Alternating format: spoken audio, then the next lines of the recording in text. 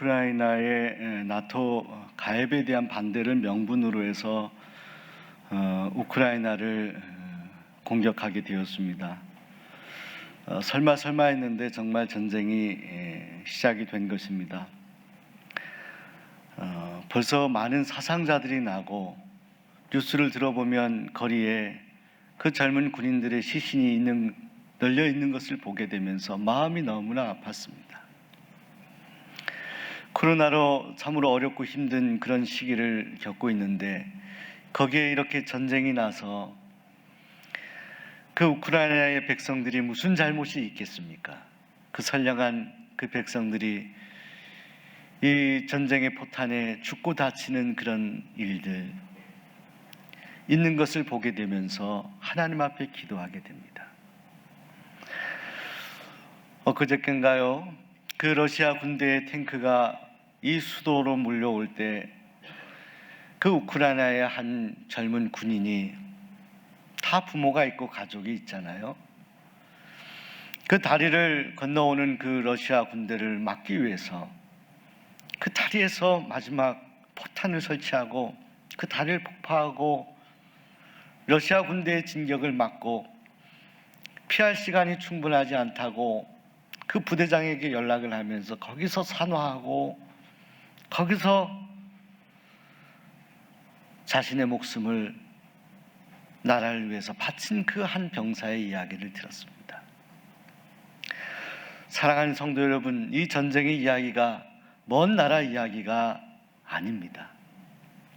오늘 우리의 이야기가 될 수가 있습니다. 우리도 이 전쟁 때문에 얼마나 많은 고통을 겪었던 나라입니까?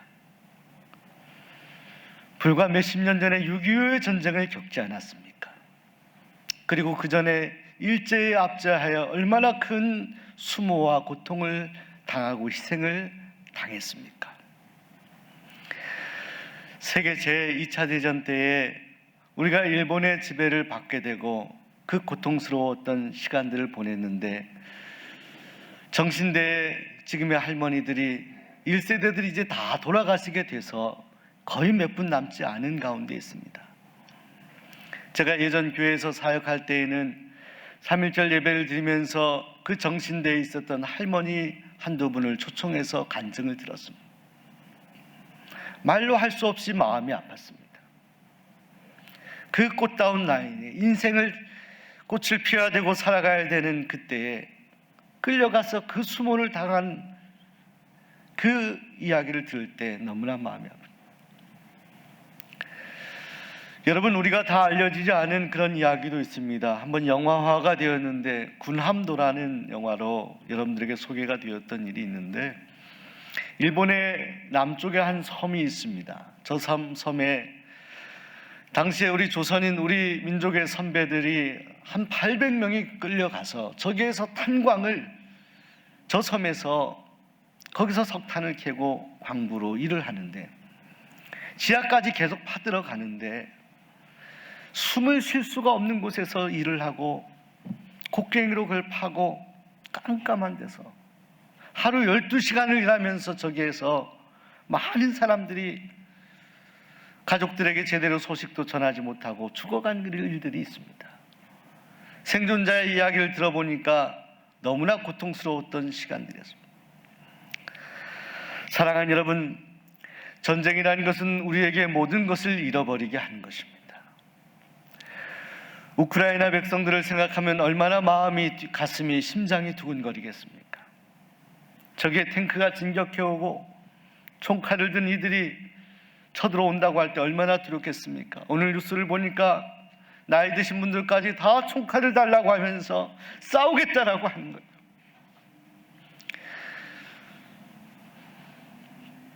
우리가 국가에 대한 생각을 어떻게 갖느냐? 얼마든지 도피하면 도피할 수 있죠. 나라의 미래를 위해서 잠시 피했다가 생존을 했다가 나중에 살아남는 것이 중요하다, 이런 생각을 할 수도 있을 것입니다. 우크라이나의 어떤 그 백성들은 외국에 있는데 지금 나라가 어려우니까 자진해서 고국으로 들어가고 있다는 거예요. 나라를 지키기 위해서. 얼마나 가슴 떨리는 이야기입니까?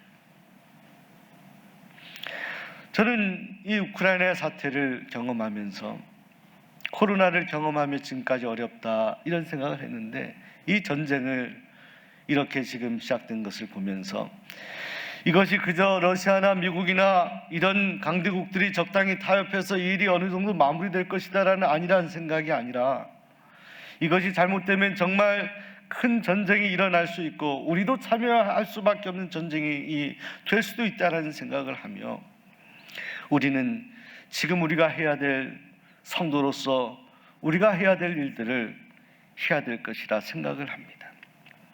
사랑하는 여러분, 그런데 이것은 비단 근현대사의 일만이 아니라 이스라엘의 역사가 바로 전쟁의 역사였습니다.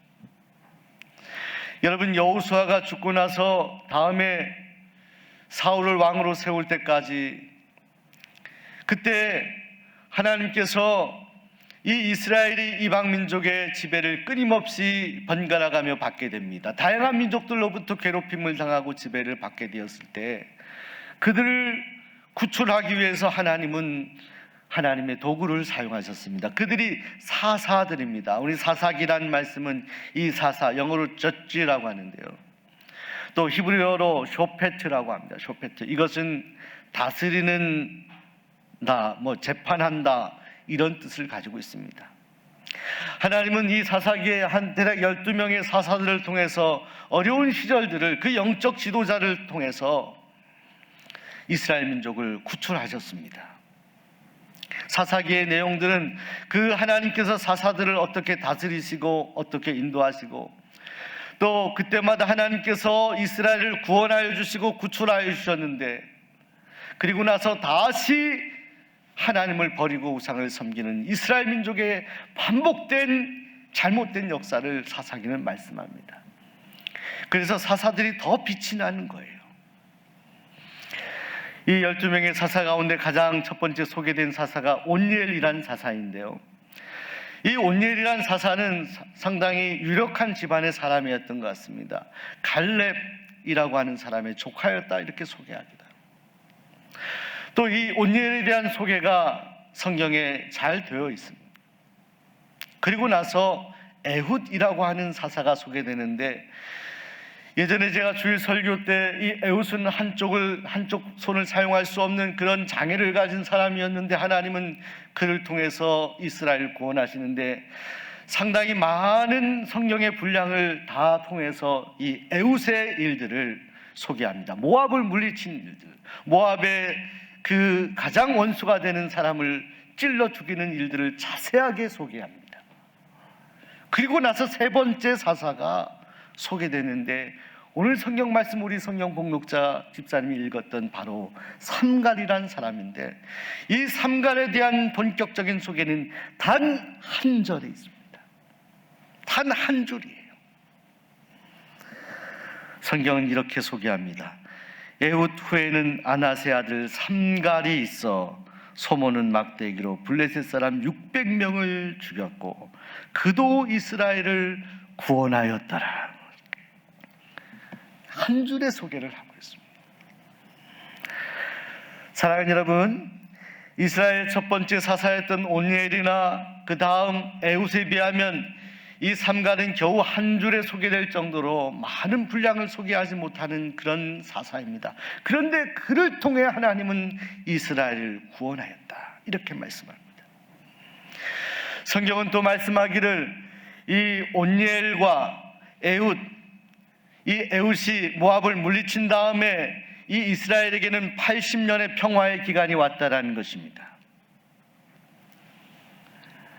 여러분, 올해가 지금 2022년이니까 우리가 해방된 지 몇 년째입니까? 상당한 그 비슷한 기간만큼 지냈어요. 평화가 왔다. 근데 이스라엘이 완전히 안심하고 있을 때, 안심할 때가 아닌데 블레셋이 이스라엘을 침범하기 시작합니다. 아마 사사였던 에훗이 거의 나이가 많이 들거나 죽을 때쯤 해서 이 강대국인 이 블레셋이 이스라엘을 야금야금 쳐들어와서 그들을 지배할 때쯤 하나님께서는 삼갈이라는 사사를 선택하게 됩니다. 사랑하는 여러분, 이 삼갈에 대한 소개를 한 절 말씀을 가지고 제가 설교를 준비하면서 여러 번 묵상을 해보았습니다.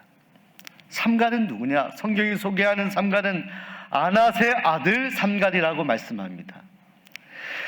많은 이 구약학자들이 아낫이라는 것은 당시의 이방 여신을 말하는 것이다. 달리 말하면 이 삼갈의 집안의 배경은 이방인이고 우상을 섬기는 그런 가문이다라고 그렇게 해석을 합니다. 또 이 삼갈이라는 말의 뜻 자체가 사실은 이것이 본래 히브리어가 아니라 이방 민족이 사용하던 그런 이름이었다는 것입니다. 그래서 대부분의 학자들은 이 사사 12명 가운데 이 혈통의 출처가 분명하지 않은 사람이 삼갈, 다른 사람들은 다 어디 출신, 어느 지파 출신이라고 다 돼 있는데요, 족보가 다 돼 있는데 삼갈은 족보가 정확히 없어요. 아낫의 아들 삼갈이 이방인의 가문에서, 우상을 섬기는 가문에서 났지만 하나님은 그를 하나님의 도구로 사용하셨다. 삼갈이란 말뜻도 술 따르는 사람, 그런 이름입니다. 사랑하는 여러분, 당시에도 이스라엘에 많은 사람들이 있었을 터인데 왜 하나님께서는 그 이스라엘 혈통의 많은 사람들을 두고 삼갈을 선택했을까요? 왜 이방인을 선택했을까요? 이방인 가운데 이스라엘에 편입된 사람을 말하는 거예요. 하나님이 선택하셨기 때문에 우리는 왜 삼갈이냐? 왜 변방에 있는 사람? 더군다나 그의 직업은 농부였습니다. 아무도 주목하지 않는 사람, 그 사람이 이스라엘을 끌고 갈 수 있을 거라 그렇게 예상하고 기대했던 그런 사람이 아니에요. 그저 평범한 농부 같은 사람이었어요. 가문은 그저 우상을 섬기던 가문이라서 별로 희망이 없어 보이는 가정. 하나님은 가장 어려운 때에 블레셋의 공격을 받은 이스라엘 민족을 가장 사람들이 주목하지 않은 이 평범한 이방인의 사람이었던 삼갈을 선택하셨던 겁니다. 저는 그 이유를 가만히 묵상하게 되었습니다. 그러다가 특별히 이 삼갈에 대해서 간접적으로 언급하는 또 한 구절이 있는데 사사기 5장 6절 말씀입니다. 이것은 드보라의 노래에 나오는 구절인데 이렇게 되어 있습니다. 아낫의 아들 삼갈의 날에 또는 야엘의 날에는 대로가 비었고 길의 행인들은 오솔길로 다녔도다. 대로가 큰 길이 비었다는 거예요. 삼갈의 날에 큰 길이 텅텅 비었다는 거예요. 그래서 사람들이, 행인들이 오솔길로 다녔다는 거예요. 자, 이 구절을 해석하는 많은 구약학자들이 말하는 거예요. 이때가 바로 이 블레셋이 이스라엘을 쳐들어와서 그들을 지배할 때, 지금으로 말하면 탱크나 이런 무장한 그런 군대들이 이 우크라이나의 곳곳 큰 도로에 점령하고 있을 때 누가 그 길에 가서 우크라이나의 시민들이 거기에 지나갑니까? 이스라엘이 그런 형편이었다는 거예요. 이스라엘의 건장한 남자들이 다 숨어서 오솔길로 다니고 있었을 때라는 거예요. 누구도 전쟁을 싸우자고 나서서 용감하게 나서기 꺼려했던 바로 그때 하나님은 이스라엘 남자 중에서가 아니라 아무도 주목하지 않은 삼갈이라는 사람을 하나님은 선택하셨다. 무엇 때문에 하나님은 그 이방인을 주목했을까요? 성경에는 기록되어 있지 않습니다. 말씀을 묵상하며 행간을 읽으며 저는 그런 생각을 합니다. 삼갈은 비록 이방인이었고 우상을 섬기는 가문이었지만 그는 철저히 우상을 버리고 하나님을 섬겼다. 하나님이 쓰임 받을 만한 그런 마음의 중심이 있었던 사람. 배경이 없었고 그는 유력한 집안도 아니었고 그는 물질이 풍부한 사람도 아니었고 그는 다른 사람들이 인정하는 직업 가진 사람도 아니었지만 그의 가슴 속에는 하나님에 대한 열망이 있었다.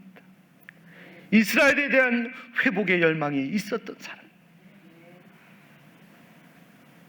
블레셋의 압제를 받았을 때 그것을 그저 당연하게 생각하지 아니하고 이 이스라엘의 하나님이신 우리 하나님께서 반드시 이스라엘을 건지실 것이다 하고 마음 중심으로 단단히 결단하였던 이 삼가를 하나님은 선택하였습니다. 저는 그 삼가의 심령을 느껴보는 거예요. 이번 금요 성령 집회 때 로마서 9장을 함께 나눴습니다. 로마서는 유대인 이스라엘 출신의 기독교인들, 지금 우리 한국으로 말하면, 대한민국으로 말하면 오늘 저와 여러분을 말하는 거예요. 이방인이라고 한다면 여기에 와서 사는 그런 아시아인들, 동남아시아인들, 또 다른 민족의 사람들을 말하는 거예요. 그들이 예수 믿은 사람들. 이 로마 교회가 이런 이스라엘 혈통을 가진 그리스도인들과 이방인 혈통을 가진 그리스도인들이 함께 지냈는데 거기서 자꾸 부조화가 일어납니다. 갈등하게 돼요. 근데 사실 로마서는요, 이 둘을 화해시키기 위한 책이다라고 하지만 제가 정확하게 로마서를 말씀드린다면 사도 바울에게는 이 로마서 9장에는 분명히 이방인 그리스도인들에 대한 바울의 분명한 신념이 있었습니다. 유대인 그리스도인들이 늘 마음의 자존감이 강하고 우리가 선택된 민족이라고 생각하는 일들이 많았습니다. 이방인 그리스도인들을 무시했습니다. 여러분, 만약에 우리 민족이 이 땅에 와서 살아가는 약소국의 어려운 나라의 민족, 그분들을 너무 쉽게 무시하고 저들에게도 하나님이 임하시나 이런 생각하면 똑같은 거죠. 바울이 말하면서 특별히 로마서 9장에 야곱과 에서 이야기를 하죠. 같은 배에서 쌍둥이를 일어났는데 하나님이 야곱을 선택하세요. 애굽을 선택하지 않아요. 자, 이 비유를 하면서 하나님의 선택의 주권을 말씀하면서 동시에 바울이 이 로마 교회 이스라엘 혈통의 그리스도인들에게 이야기하고자 하는 것이 있었습니다. 당신들이 가지고 있는 이방인 그리스도인들에 대한 선입견이나 무시함이나 이런 것을 버리라는 거예요. 왜? 로마서 9장에는요, 혈통으로 난 사람이 그것이 중요한 것이 아니라, 혈통의 씨가 중요한 것이 아니라 약속의 자녀가 중요하다는 거예요. 하나님의 약속의 자녀가. 당신들이 무시하는 저 이방인 그리스도인들 가운데 얼마든지 하나님의 약속이 임할 수 있고 저들 안에도 얼마든지 성령이 임할 수 있다는 거예요. 여러분, 사도행전 10장에 보시게 되면 사도행전이 흘러가는데 아주 중요한 사건이 있습니다. 인물이 있습니다. 바로 고넬료라고 하는 사람입니다. 고넬료. 여러분, 고넬료 아시나요? 성이 고시고 이름이 넬료입니다. 그렇게 하면 금방 기억할 겁니다. 이 고넬료 사건은 예수님의 제자 베드로에게도 아주 충격적인 사건이었습니다. 베드로는 예수님을 잘 따르고 은혜를 받은 사람이, 예수님이 부활한 다음에도 만난 사람, 주님의 사랑을 경험했어요. 성령을 받았어요. 오순절에 성령을 받았잖아요. 그런데 베드로가 버리지 못했던 선입견이 있었어요. 이방인들에게도 성령이 임하시나? 베드로는 그렇게 생각을 못했다. 하나님은 환상을 보게 하시면서 베드로의 생각을 완전히 바꾸십니다. 보자기에 지저분한 생물들이 다 담아서 내려오는 환상을 보여주십니다. 유대인들이 무시하던 이방인들이 고넬료를 비롯해서 하나님의 영이 임하고 성령이 임하고 말씀이 임하는 거예요.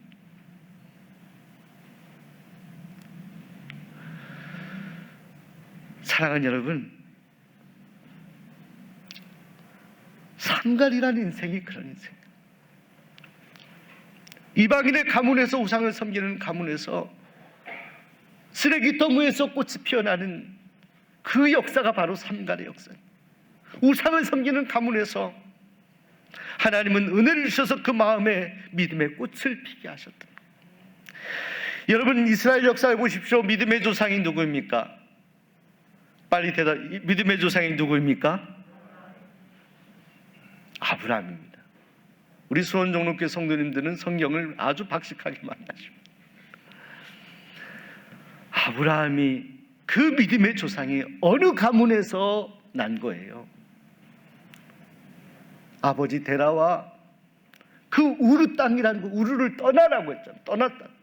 하나님의 우르라는 곳이 어떤 것이에요? 우상이 두글거리는 것이에요. 지금으로 말하면 절이나 이방신들이 두글거리는 그곳에서 아브라함이 났어요. 아브라함이 떠났잖아요. 사랑하는 여러분, 삼갈은 바로 그런 사람이에요. 하나님이 어떤 심령의 꽃을 피울지 모르는 겁니다. 비록 우상의 가문이고 보잘것없는 직업을 가진 사람이었지만 그의 가슴에는 이스라엘 회복에 대한 구원에 대한 열망이 불타고 있었고, 그 일을 이루실 분이 하나님이시라는 믿음이 그의 마음속에 단단히 채워져 있었죠. 그를 하나님이 사용하시게 된 거예요. 또 한 가지 삼갈에 대한 중요한 그런 구약학자들의 이야기가 있습니다. 삼갈에 대해서 평가해, 삼갈이 사사로 선택받은 그 다음에나 그리고 그 다음에 그 해 그는 하나님의 부르심을 받았다. 삼갈이 오래 살지 못했다는 거예요. 그저 블레셋 족속을 물리치고 나서 긴 생애를 살지 못하고 그는 생을 마감했다라는 그런 이야기들 합니다. 짧은 생애를 산다. 그는 정말 하나님의 쓰임을 받긴 받았는데 하나님이 바로 그 목적만 사용하시고 하나님 부르십니다. 여러분, 이번에 동계올림픽이 있었습니다만 이 선수들이 다 이게 메달도 좀 점수 주는 방식이 조금 달라지면 좋을 것 같아요. 보니까 은메달을 9개 따고 동메달을 30개 따도 금메달 하나 따면은 그 나라가 더 앞서더만요. 맞나요? 이거 좀 너무한 것 같아요. 여러분, 기록 경기가 0.00001초 차이로 은메달이 되고 동메달이 되는데 메달만 따는 사람들이 단가요? 메달 못 딴 사람들이 4등, 5등, 전 세계 6등, 7등, 10등인 사람들이에요. 여러분, 그들이 메달을 따는, 메달을 수여하는 그 자리에 서는 것만 우리가 기억하는데 사실은 그들이 그 올림픽을 준비하기 위해서 4년, 8년, 어떤 사람은 국가대표로 뽑았는데 메달 따지 못해 12년을 그 수고를 하는 거예요. 매일 빙판에서 매일 넘어지고 매일 하루에 8시간, 10시간씩. 제가 전에 김연아 선수와 이상화 선수 인터뷰를 들은 적이 있습니다. 김연아 선수가 아기 때부터 그 빙판에서 그거 뭐예요? 이 도는 거, 그걸 기술적으로 뭐라고 이야기합니다. 무슨 더블 악셀인가 트리플 악셀인가, 그거 도는 거 반 바퀴 더 돌려고 몇 년을 넘어지면서 빙판에 멍이 다 들고 살이 찢기고. 보니까 이 준비한 기간이 5년 10년 돼도 그거를 표현하는 시간은 겨우 며칠이에요. 며칠이 뭐예요? 겨우 몇 시간? 겨우 몇 분? 하나님이 우리를 사용하시는 일도 때로는 그렇다는 거예요.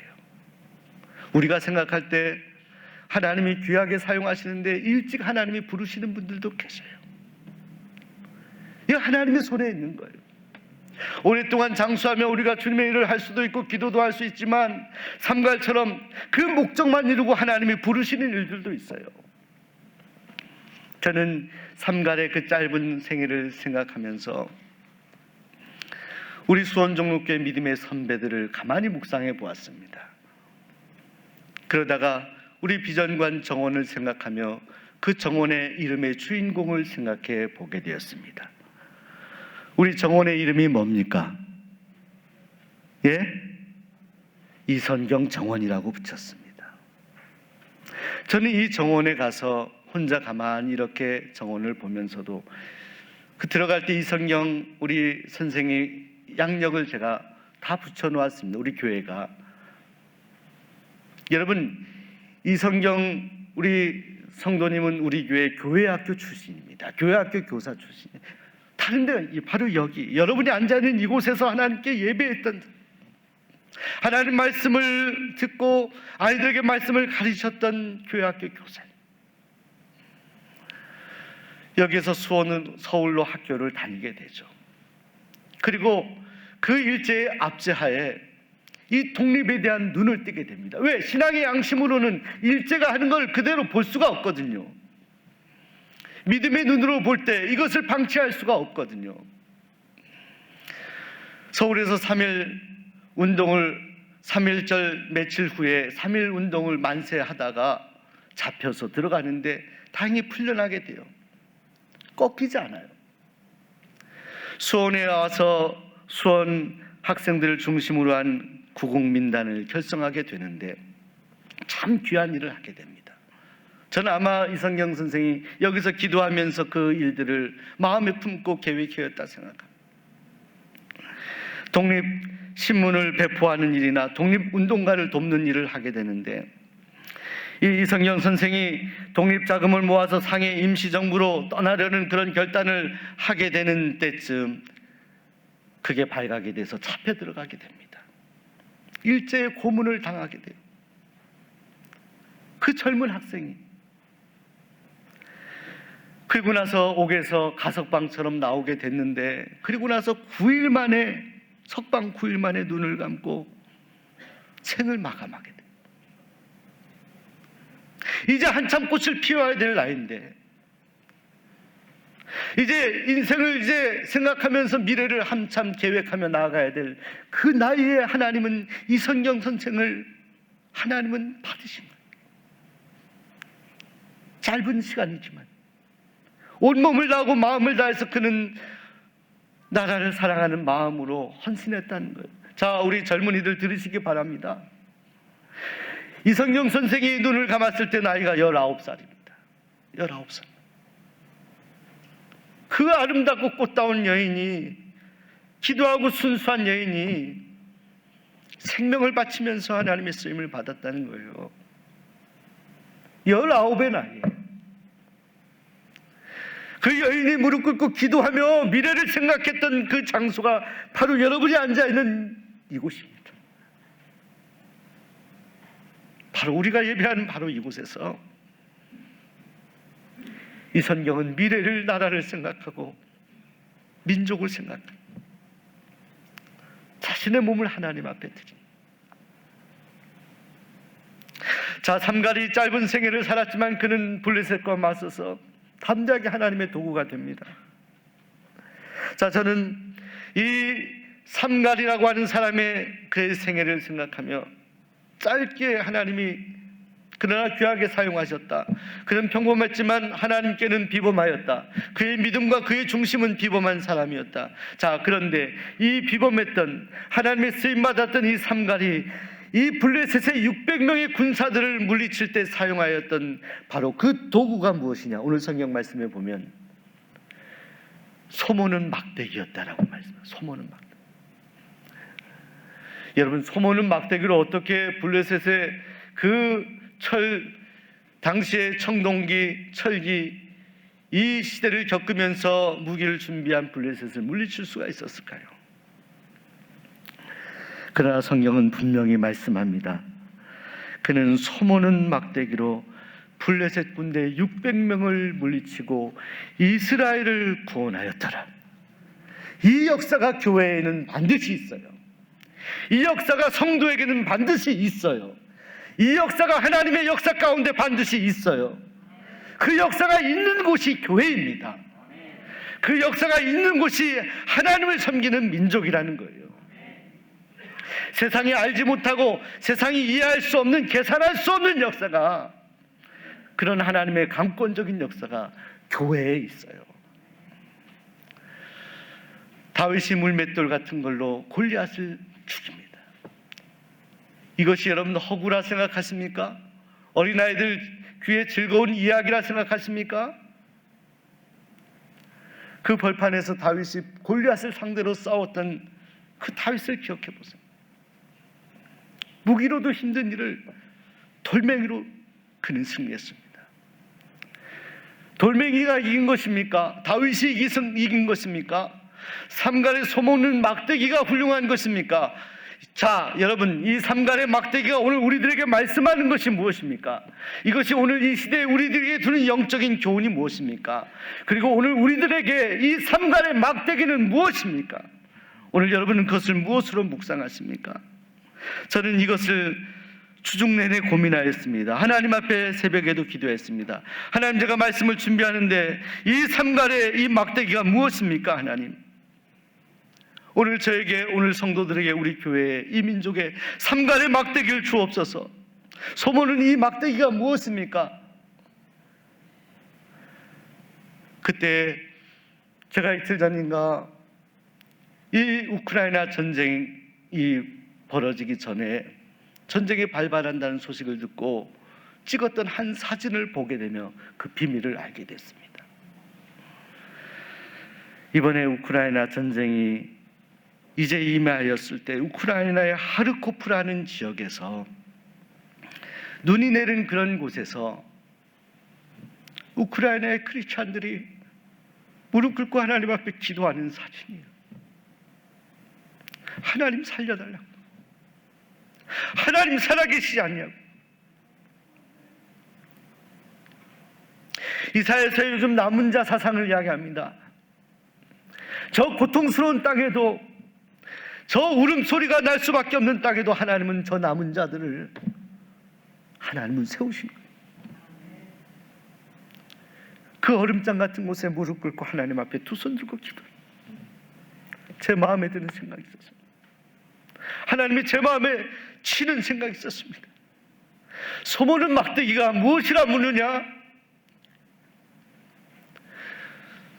삼갈은 소모는 막대기를 의지했던 것이 아니에요. 그 막대기를 통해서도 역사하시는 하나님을 의지하였어요. 살아계신 하나님, 그 하나님만이 살 길이다 믿었어요. 자, 사랑하는 여러분, 오늘 우리가 살 길이 무엇입니까? 우리 민족이 살 길이 무엇입니까? 이 코로나로 이렇게 힘들고 어려운 때, 이 전쟁이 난 이 시대에 살아가는 오늘 우리에게 하나님이 주시는 그 삼갈의 막대기는 무엇입니까? 우리는 우리 스스로가 막대기와 같은 존재가 아닙니까? 우리가 아무것도 없어도 우리가 하나님 앞에 할 수 있는 일이 무엇입니까? 우리가 절박할 때, 전쟁이 난다고 쳐들어올 때, 적들이 저 앞에 있을 때 우리가 마지막 할 수 있는 것이 무엇이냐고요? 지금은 우리가 가장 절박할 때 해야 될 일을 해야 되는 시기가 아닐까요? 오늘 이 삼갈의 막대기가 저 우크라이나의 눈밭에서 하나님을 향해 두 손 들고 기도하는 저 우크라이나 백성들의 간절한 기도가 아닐까요? 우리가 이 어려운 때 하나님께 우리의 기도를 올려드려야 되지 않겠습니까? 하나님 앞에 간구해야 되지 않겠습니까? 우리의 살 길은 이것밖에 없잖아요. 우리가 무엇을 할 수 있겠습니까?